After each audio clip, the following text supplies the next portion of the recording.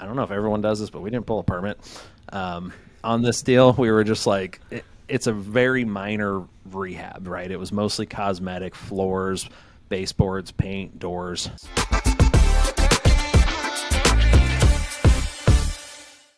All right, well, let's just dive right in. So I hope I pronounced your name right. Justin Dossey?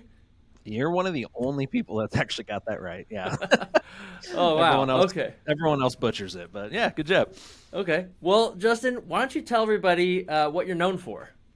Yeah, so I would think what we're known for is I'm one of the owners at Ballpoint Marketing and CallPorter.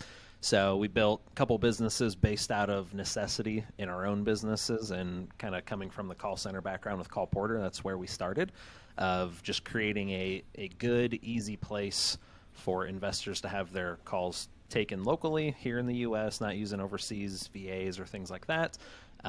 Finding out like motivation, equity, how soon they want to sell, what's going on with the property, and really just trying to book appointments for everybody so you can spend time working on your business and not in the weeds on a day-to-day basis. And then Ballpoint Marketing, we do the handwritten direct mail with robots on the other side of this wall. There's like 80 of them out there writing away right now. And that's probably what we've become more known for lately with how fast that has grown. But yeah, our goal is try and solve problems as creatively and effectively as possible in ways that most people don't. Yeah, you say your direct mail business is growing, and it's funny because everybody like jumped ship from direct mail to cold calling, which CallPorter does a great job of being that inbound place for you. But now everybody's going back to direct mail. Why do you think that is? Couple of reasons. I don't hate it, I will say. But I've noticed a couple things. Like one of the main reasons we started Ballpoint and did like the handwriting side of it is it puts a personal approach and a personal touch back in marketing, which has been lost, I feel like, over the years. Like there are ways to do it through like Facebook, Instagram, YouTube type videos where you can kind of talk through and see like the personality of people and the care behind stuff. But especially with direct mail, with cold calling, with texting, it's very impersonal typically. And our goal is to put that back into it, almost like a lost art form with the handwriting side of things. So our goal is to make it look as authentic as possible. The machines we use are kind of designed to do that. So that's kind of the first aspect, is like making marketing personal again, right? Like I always go, I don't know if you ever read like any books from Jeffrey Gitomeyer. He's a big sales guy, like the Little Red Book of Selling. It was like one of the first sales books I ever read. And I think my favorite line in there is like, people buy from people that they like. And so how can we start the conversation with a prospect in the most kind, opening, effective way possible that's going to help nurture that lead from the beginning? So that's kind of the first aspect. The other is just with how quickly texting, cold calling, ringless voicemails kind of came into play. I think it got overdone in certain areas. I don't think I get as many calls now, but there was a point where I'd have like 4 or 5 calls a day, like probably a year ago, all the time. Same thing with text messages. I'm sure you've probably experienced that as well. A little bit, yeah. Yeah. So there's that, and it's also just got more restrictive, right? There's the introducing of like 10 DLC and making sure that numbers are verified and being able to track like who's calling, who's texting, which I think is good long term. But if that was your main form of marketing, I know a lot of people have had to pivot over the last year, 6 months to a year, of just changing the way they're marketing. And even if it's not fully removing texting or cold calling, it's doing a little bit differently and adding things back in like direct mail, like PPC, SEO rankings, things like that. Really just trying to make an overall well-rounded brand is what I would say. Those are a couple things that I've noticed, though. Yeah, I think you're right there. I think you hit that on the head. Some of those legal changes, and probably just a lot of people also getting swept up in the market shift last year, who were maybe newer investors, cold calling, starting out from YouTube University, and then kind of quickly getting smashed by the way things shifted last year. Oh yeah, I was one of them. Uh-oh. On a deal, we could talk about it later, but yeah, I had a rough deal. Yeah, let's definitely talk about that one. But you're seeing a kind of a resurgence of people who are taking the wider approach of kind of doing all the different channels again. Is that what I'm hearing? Yeah. Yeah, and it's something that we've always focused on in our businesses. Ryan, my business partner, and I, we had a really good mentor early on that wasn't real estate related at all. It was just how to grow and scale businesses. And a big thing that he talked about was just like omnipresent marketing. So you're always in front of somebody, no matter if it's through email, Facebook, Instagram, texting, whatever it might be. You're coming at them from multiple angles, but also in a relevant way, in a way that's intimate as well. So like the big thing that I see a lot of new investors get into is they're always, excuse me, always asking for, can I buy your house? Can I buy your house? Can I buy your house? Or, do you want to use my marketing? Do you want to use my marketing? When there's no value given to that person up front. So that's kind of like what we focus on is if you're on our email lists or anything like that, I'd say like 65, 70% of them are just value and 30% of them have an ask in there. And that's book a call with us, order some mail, whatever it might be. So it's kind of a more relational based sales process that has worked really well for us. Yeah, I do notice that about your guys' email list. I'm on that, and Oh, good. I'm like, are these guys ever going to sell me anything? Or are they just going to entertain me and give me Yeah. value? Yeah, and it's a fine balance because you can over give and like not get your end result that you're looking for. So it's kind of a how do you weave that into that process? And our copywriter who actually introduced us has been very, very good at kind of following that same path of how we've got to where we're at and being able to, I think, stand out from other service providers that are out there in the way that we carry ourselves and the way that we handle our marketing and communication. Yeah, you definitely don't hit me over the head is what I would feel that some may do. Sure. Do you guys find that your clients take that same approach, or do you encourage your clients to take that same approach when reaching out to motivated sellers? Yes. So we encourage them. Yes. Does it always happen? No, which I get. Like it's not for everybody, right? Like me personally, I'm not your high like D on the disc assessment of, dominating, I'm aggressive and going to sell you.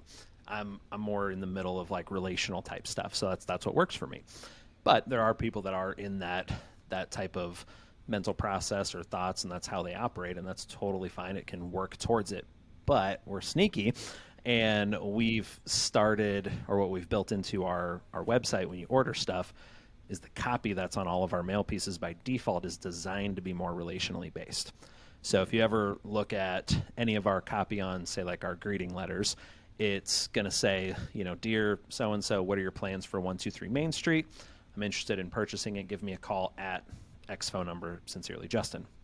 Instead of your aggressive, in-your-face, third and final notice, I've reached out to you 9 times before type stuff, we find more of the opening, the soft opening of like I think we built it on like How to Win Friends and Influence People, that book. And it's really allowed us to start really good conversations with our sellers when they call in. So you guys probably collect a massive amount of data. Do you actually, are you tracking and testing all these different copy angles for people, and you can actually show them, hey, this is what works best? Kind of. It's hard because everyone uses a different CRM, right? Most of the data that we're providing on success rates, responses, what copy works, what doesn't, is from our own internal testing on our own markets. So we market in St. Louis, Baton Rouge, Indiana, Louisville, Kentucky, and I think Florida. I'd have to ask. But so we market in a couple different places, and we can get our own data internally. And what we do is we will test everything on ourselves before we release it to our clients. So like anything you see on our site, we've tested, we've done ourselves. But we're also lucky that my business partner has a coaching group that has 400 real estate investors around the country, and that we also get feedback from on a daily, weekly basis. So if we notice like, hey, response rates are getting lower on this specific product, we can go and look at it because we'll get feedback from our clients that they're comfortable enough to tell us like, hey, I've noticed a little bit of a lower response rate with this piece of mail where I'm at. We can go in and try and reverse engineer maybe why that problem's happening. Is it a tired list? Does the marketing need to be refreshed? Do we need to change the copy a little bit to maybe target or hit home with that person a little bit differently than the way it's worded. So it is kind of like a fluid process, but I really wish there was a way of like, we sent out 500,000 pieces of mail this month. Here's how many calls. Here's what worked. Here's what didn't. It's a little more complex, unfortunately, but we do get some really good feedback from our clients that we work with. Yeah. How many mail pieces are you guys sending out a month or a week, or like just blow us away with that number? Me personally, or like Ballpoint Marketing as a whole? As a whole. Ooh, last month, I think we hit right around 450,000 pieces, something like that. Wow. So probably like 5-6 million a year right now in direct mail pieces, from postcards, letters, door hangers, everything in between. So you do a little bit of that, and you might have a little bit of data to test with. A little bit, yeah. It's these robots on the side run. Those are running 20 hours a day, 5-6 days a week right now. So they are just constantly pumping out mail right now.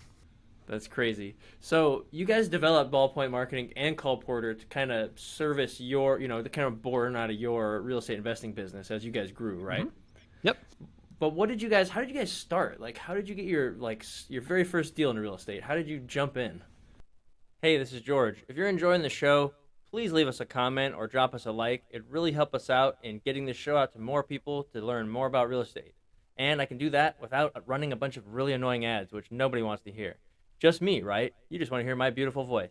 So please drop us a comment, leave us a like. Really appreciate it. Thanks so much. Yeah.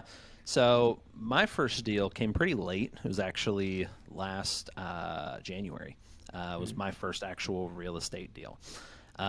So for me, when I got started, I had gotten to the point where I was running and growing CallPorter, running and growing Ballpoint Marketing, giving people all the advice of what I knew about real estate, but I hadn't done a deal yet, other than buying my own house. So you kind of feel like, why should I be telling people what to do with marketing if I haven't done it? Even though I know it works, I'm getting it from great resources, but it just feels like I feel like I should be doing more in this. So partnered up with a guy here in St. Louis, and we sent out some marketing together here in the area. He's a contractor by trade and does really, really good work. So we sent out our first batch of mail. We did just 2,500 pieces of mail, I think, was kind of where we ended up at, and pulled a condo out of that here locally, which I would not maybe recommend for your first deal, because there were some hoops we had to jump through and learn as we went through, and luckily my partner had gone through some stuff already and had done some deals. But we ended up getting a condo under contract here in St. Louis that we did for our first flip, and I think it was probably like a $20,000-$30,000 flip that we put into it, and netted about 45, something like that on there. Not bad for your first one, but what kind of hoops you got to jump through at a condo? I haven't done one, so. Yeah, so I don't know if this is always the case with condos, because I haven't done one since, because I was kind of jaded on it personally. But so a couple things went wrong with it. The county that it's in, it like sits right on the line of two different counties in St. Louis. So there's like St. Louis County and Creve Coeur, and right on that area they went through a rezoning within the last like year. So their websites were all, like, one website would say it was St. Louis County, one website would say it's Creve Coeur, and then you'd look at something else and it was vice versa. So we had a really hard time figuring out, okay, what do we need to do as far as code, because there are different codes in each area. So like, what did we need to have? What did we need to do in order to make this property work? So there's a lot of going back and forth between like just circles, because they would be like, nope, that's them. Then we'd go to them and they would say, nope, that's St. Louis. And it literally just back and forth. So that was kind of the first thing. Second, I don't know if everyone does this, but we didn't pull a permit. On this deal, we were just like, it's a very minor rehab, right? It was mostly cosmetic, floors, baseboards, paint, doors. There was one small section of wall we removed in the kitchen to open up out into the living room. Maintenance guy found out we were working on it and reported us.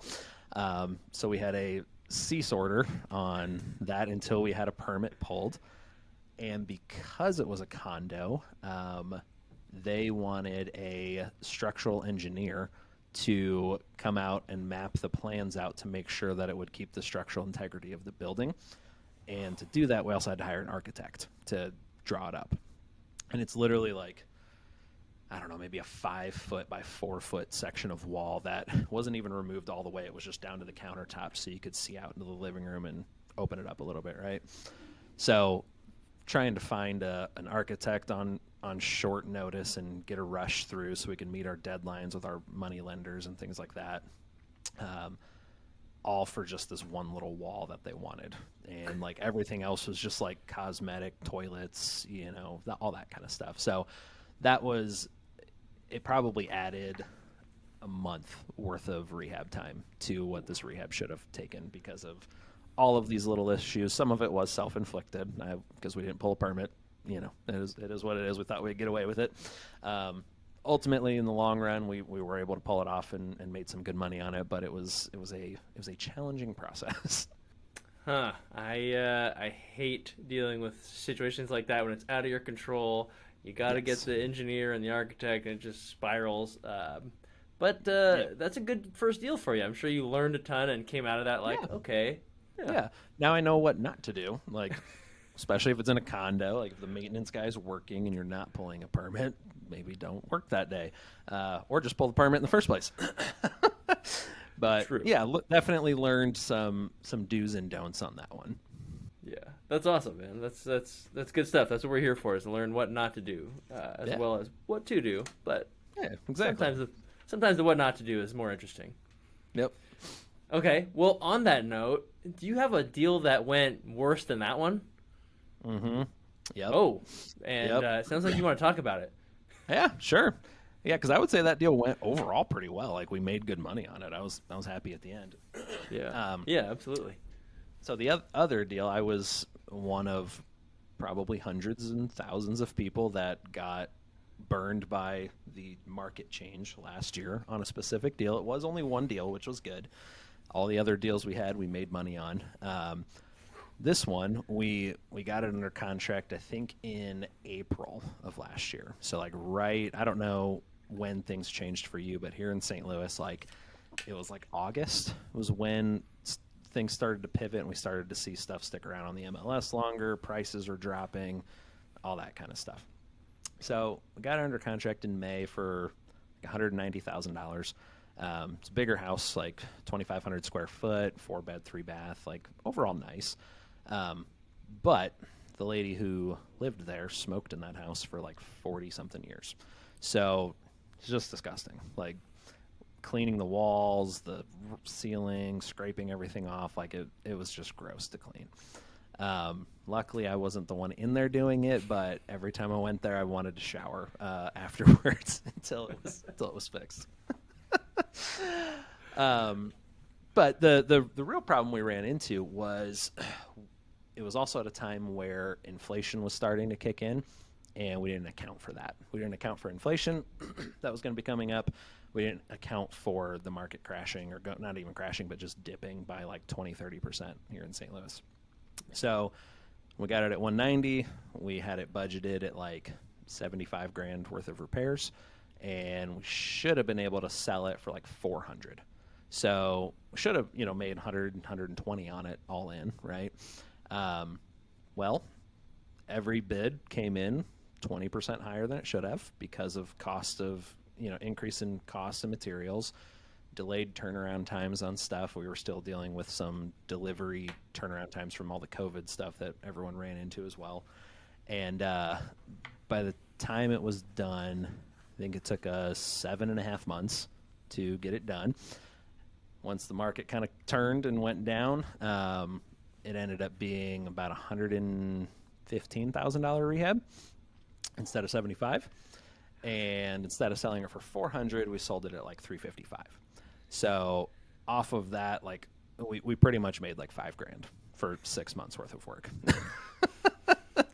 Off of this, like, turned out beautifully. I loved the way it looked. Like I would have bought it if I needed a house at that point, but it was very disappointing to go through all that work, all that time, all the, it had mold we had to remove from the basement, and like had to fix patio issues that were leaking into the basement, like all these challenges.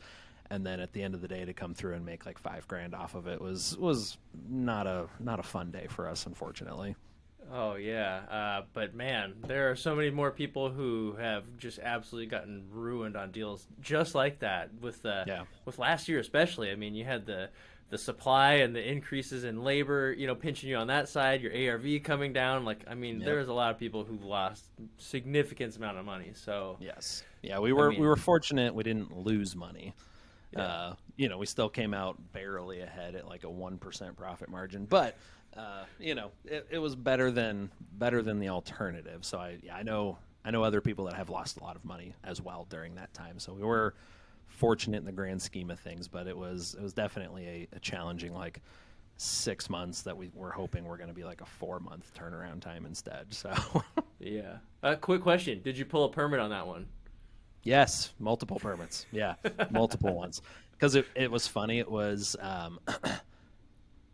I'd have to check with our contractor, but I'm pretty sure we only did because it was the same inspector that we were dealing with on the condo because it was like a mile and a half away. And we were like, this guy already doesn't like us because of us not pulling a permit last time. Like, we're not going to deal with that. It's going to take a little longer.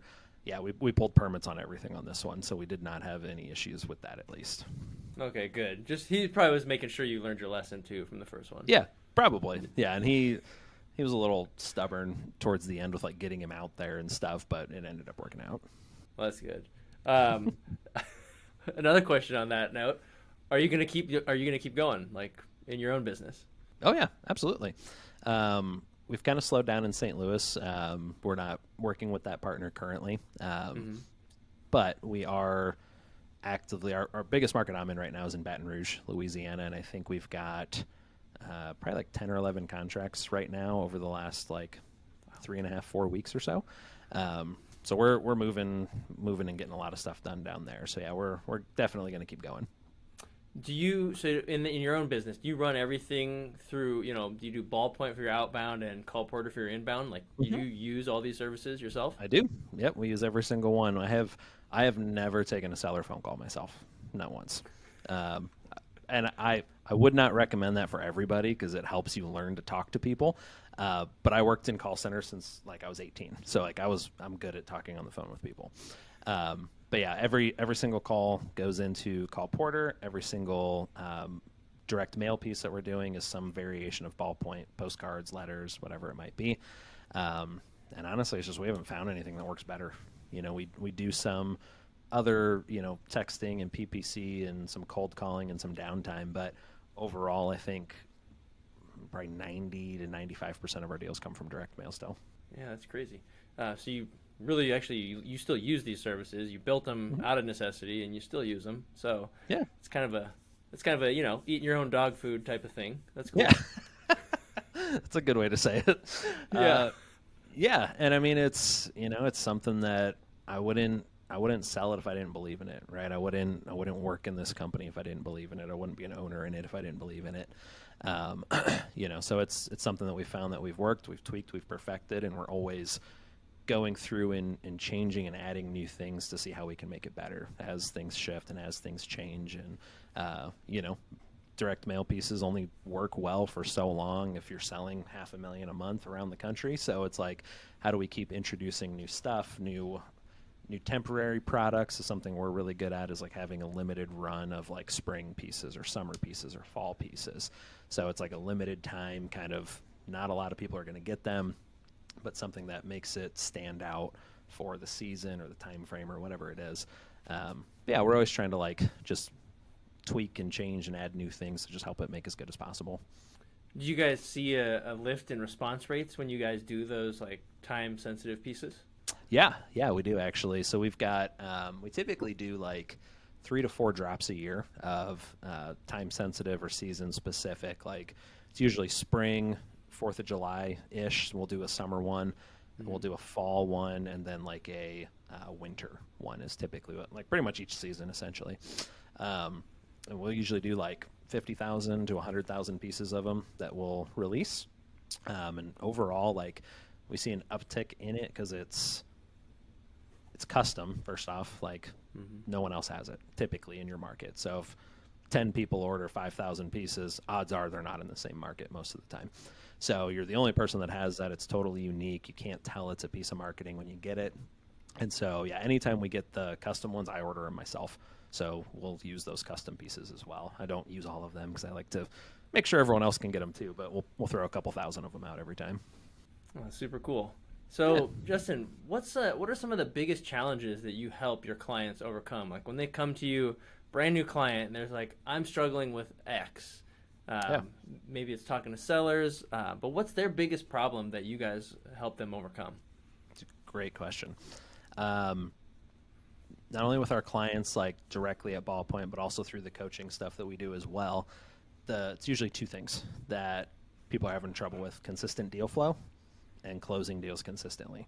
So it's getting the deals or getting the leads consistently, and then consistently closing those to build a sustainable long-term business. So I'm sure you've probably met people or know people that will like market, get a deal, figure out what to do with that deal, and while they're doing that, they stop marketing, and then they close the deal. Okay. Then they close the deal, and we're like, I don't have any leads to work now. I got to start the marketing back up, right? So a lot of people get stuck on like that hamster wheel of just going around in circles. So our goal is to help people be consistent in their marketing, even if it's a small amount. Like if you've got too many leads that you're working, you don't need to bombard yourself with more mail to just give you more leads to do. But having something going out, even if it's just like your most important prospects or the houses that are on some sort of niche list, our goal is to help our clients to be consistent with what they're doing. So that's why we do like different sequences that we have that will run for 7 months and do a varying product every single month. That's why we make a big importance on like, if you do, and I'll just be honest, like if you're just going to do one drop of mail for like 500 pieces, like don't like I don't want to keep your money or use your money for something like that, because odds are you're not going to gain traction and get the deal, and you're going to be disappointed off of something like that. But if you still do 500, but you do it for 6 months or 7 months or 8 months or whatever it is, then you start to build your momentum over time and start consistently having leads in your pipeline that you can work. Which brings me to the second point of consistently following up with people to close your deals. So the number one thing I see of where people miss stuff, and I've done it too. Like I'm not a salesperson naturally, so I have to force myself to do these things. But I would say 80% or more of our deals are not laydowns. Like we get them where people are like, hey, Justin, I want to sell my house. Can you buy it at a discount? Yeah, I can help you with that. And it does happen. It's weird when it happens, but it does. But most of our deals are like 8 to 12 follow-ups before we actually get the deal done. So we're real big, and even though I'm not the one on the phones anymore, we're big on having our team always have like a next action, a next step, a next task to every single lead in our CRM to make sure that they're always being constantly followed up with. So we kind of vary it like based on what's going on. You know, if it's they want to sell in 6 months or 3 months, there's different scenarios we'll run them through. But every lead in our CRM, there has to have some sort of next step or next action to it, because otherwise you're going to forget about it. You're going to miss it. And with you still marketing to people over time, when they're ready, what we find is people hold on to the handwritten stuff, and they're like, okay, this is the nicest piece I got. I'm going to call these guys. They followed up with me a couple times. We're usually the ones that they pick to end up selling in the long run. Oh, that's true. I love what you said about like not sending out one drop of mail. And I think it's Alex Hormozy who his mentor said, go out and test, posting flyers on telephone poles. And he's like, okay, I did it. I did 500. And the guy's like, I don't even test with less than 5,000. So Right. like, that volume of output you have to do to see the result, especially in this physical stuff, it can be a lot, because it's got to sit on someone's, refrigerator for a few months, and then they go, oh, you know what, I think I'm ready to sell. So all that whole time you're like, I really need a deal really bad right now. You're trying to like, all right, how do I feed myself during this time? So like I totally get why people don't market consistently, but it's kind of the oxymoron of like, it's the way out. Like the book, The Obstacle is the Way. Like, go through what that obstacle is and, be consistent with it. And it might seem scary, it might seem hard, but that's why, like, I surround myself with people who are better at this than I am, or who are further along than I am, so I can ask them questions and learn and grow through this while I'm if I were starting a new business and I was not getting the deals done, I would want to know why. So it's like, either am I not marketing enough? Am I not being consistent? Am I targeting the wrong people? Having those mentors or those people around you to help you with that is ultimately what's going to help you be as successful as quick as possible. Yeah, and I got that from your first flip as well, how you partnered up with someone. A lot of people will just be like, I'm going to do this myself, and that usually ends poorly, of course. I mean, it can, especially depending on like your personality, like I got lucky because it was someone who was good at my weaknesses and I was good at his weaknesses, like, so it was perfect partnership. It worked well. But yeah, I mean, those are probably the biggest things that I see that people are struggling with when we're working with them. That's very cool. So guys, if you want to check out Justin's stuff at Ballpoint Marketing, you can go to reiclub.com/ballpoint. And if you want to check out his inbound service, CallPorter, which can answer your motivated sellers, so you put your number on the marketing piece, they call that number. It doesn't bother you. It doesn't ring on your phone in the middle of the day. I could probably use something like that. But you can go to reiclub.com/CallPorter and check that out as well, because you gotta have your inbound and your outbound. Maybe you don't have time to do the inbound. If you're trying to get out of your W-2 and you're still in it, that might be a really good solution. They just will set your appointments for you, handle all the seller calls that you're generating, and maybe you could do your own outbound marketing, or maybe you could use Ballpoint if you want to just automate it all and really hit the ground running. But Justin, thanks so much, man. Your companies are awesome. You guys, that. You guys use them. But just want to thank you so much for coming on the show, man. Yeah, thanks for having me. This was fun. Of course, man. So, guys, again, reiclub.com/ballpoint or reiclub.com/callporter. Check Justin out and give his services a try, and let me know what you think. This is George Uno with REI Club. It's Justin Dossey with Ballpoint Marketing. Thanks so much for tuning in, guys. Talk to you later. Hey, I hope you enjoyed hearing that story. If you want to have your own nightmare deal, go out on the internet and download a free proof of funds letter the next time you're making an offer. Then, when the seller or their agent calls that number, no one picks up the phone, and you lose that deal. Or if you'd actually like to get the deal under contract and be taken seriously, go to reiclub.com/proof and download a proof of funds letter today from one of America's best private money lenders in the space. So that's reiclub.com/proof. Go get your proof of funds letter today.